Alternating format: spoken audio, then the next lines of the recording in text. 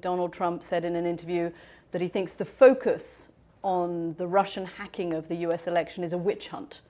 What do you make of that? Well, I'm not going to start getting into the sort of day-to-day back and forth. What I know is that we have an extraordinary professional intelligence community, the men and women who work every day to give us information, are patriots and hard workers. And some of them sometimes, in many different ways, are doing things in places of great risk in order that we can be informed and make decisions. I think DNI Clapper could not have spoken more clearly about it. He said that healthy skepticism is a good thing, disparagement is not.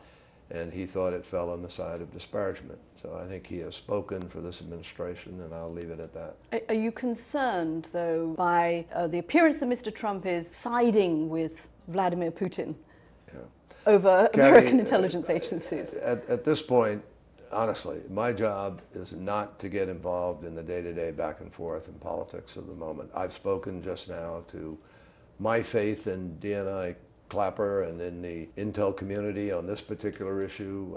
I sometimes have healthy skepticism about one issue or another. We ask questions, that's our job.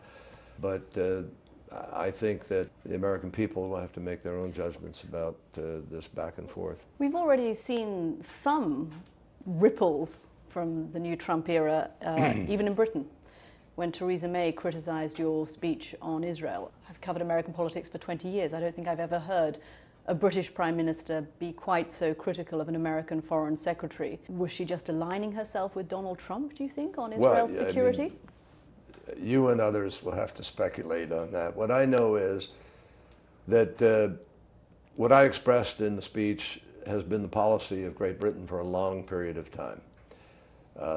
Britain is, I believe, because Britain voted for and supported the resolution that criticized the increased settlements in the West Bank.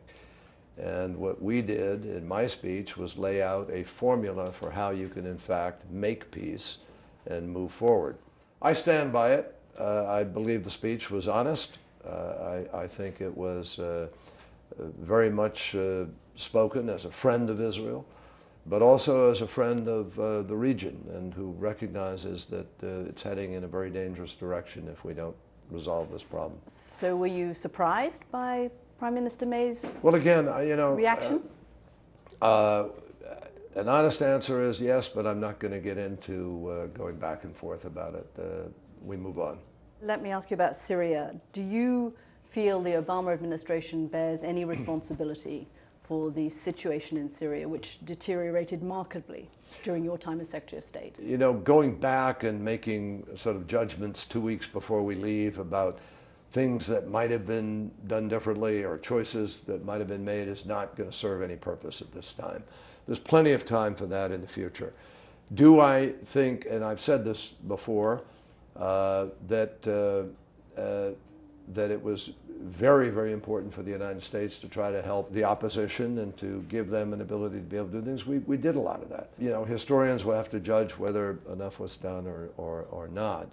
What I do know is that the United States has been the leading initiator of any number of efforts to try to get ceasefires, to try to encourage a political resolution.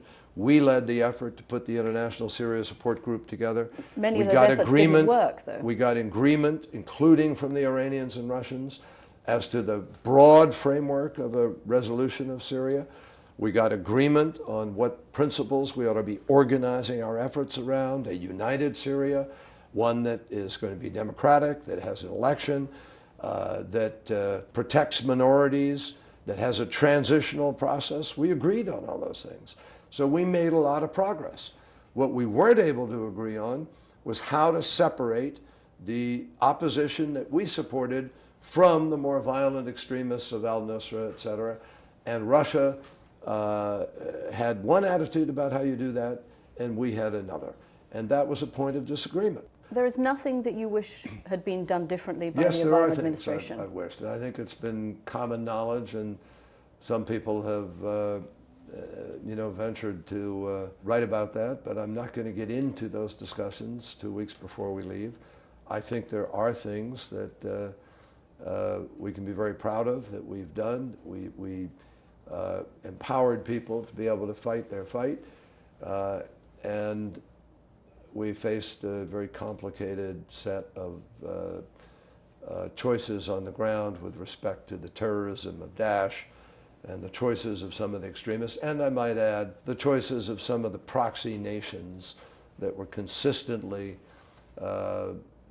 pushing agendas that were not exactly in keeping with what had been agreed on in the International Syria Support Group. Mr. Kerry, thank you very much. Happy to be with you. Thank you. Thank you, Mr. Secretary. Thank you.